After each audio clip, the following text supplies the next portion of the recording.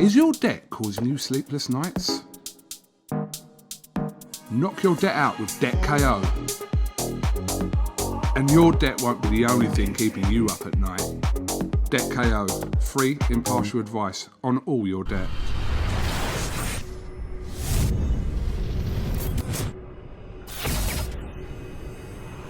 When you're kidding. This is Seinfeld TV in association with MTK Global. Johnny sorted out his phone.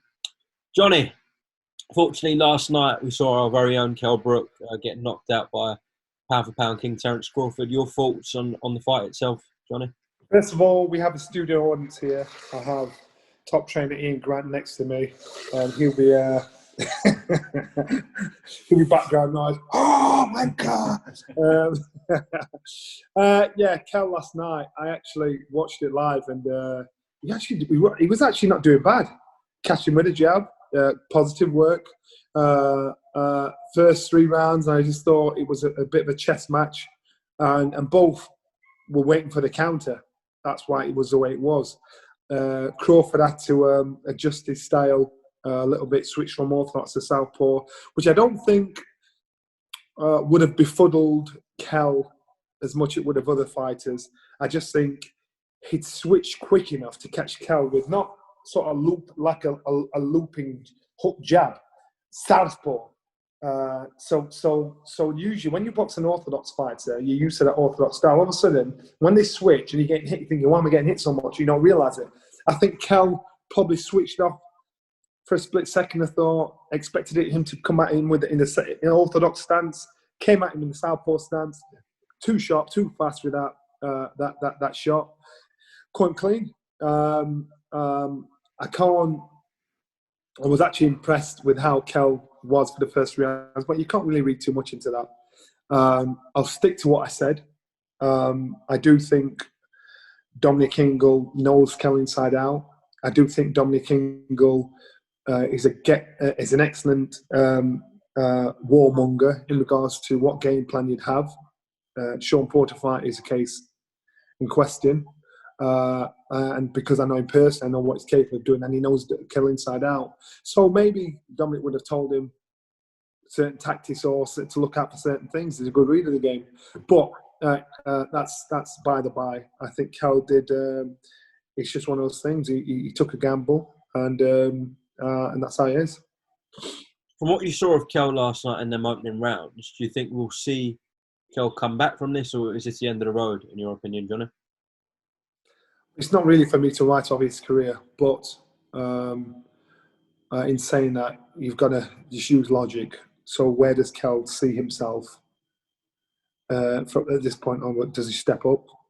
Does he go another route? I think he's got too much pride to try and go another route, because if you've been a world champion, you expect nothing less.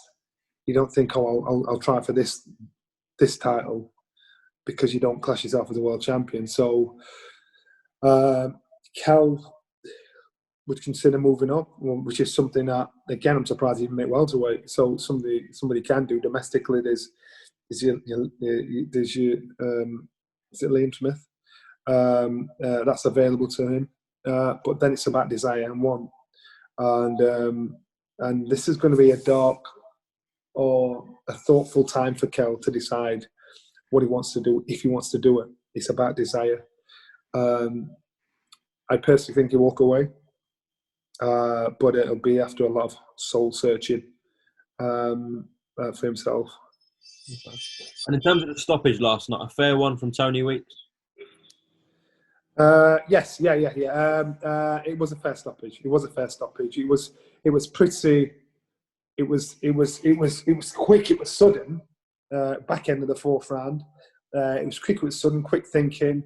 Kell, when it gave Kell a chance to fight on, and Kell looked like he couldn't defend himself. End of. There was no complaints from Kell from what I saw on screen. No complaints from Kell on what I've seen afterwards in the press conference. You had 2 sharpshooters, 2 sharp counter punches, and Kell got caught.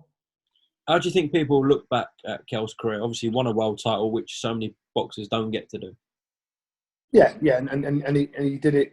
Listen, Kell and if you've got to be honest, he was one of the best in his division, if not the best in the division. I can remember being in America and the welterweight, God, he lost to Pacquiao, ponytail. Oh God, I can't remember his name. And we were sat down in Vegas, and he said about Kell, he's the best welterweight out of all of us. And I thought, that's a big shout, that. And he wasn't saying that because Kell was there, because he wasn't. Keith Thurman. He wasn't saying that because Kell was there, because he wasn't. This was just general conversation chat. And Keith was king. And I thought, Kell, you don't realise how much you're respected worldwide by these guys. But everybody has their time. Mm.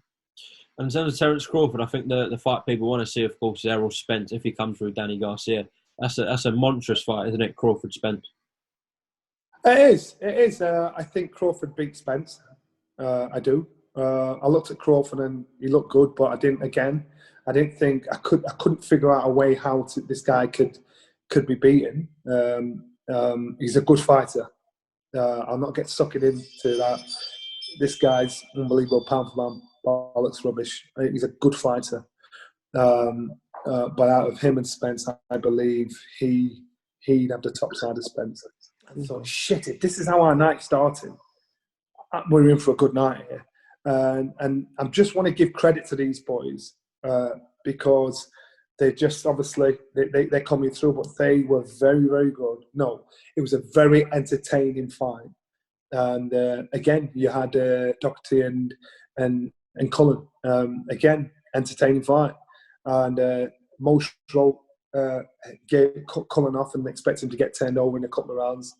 I didn't. I actually thought Cullen had the experience. He had the tools to do it. Obviously, on past performances, I can understand why they did it. But I think it was all in all a decent show.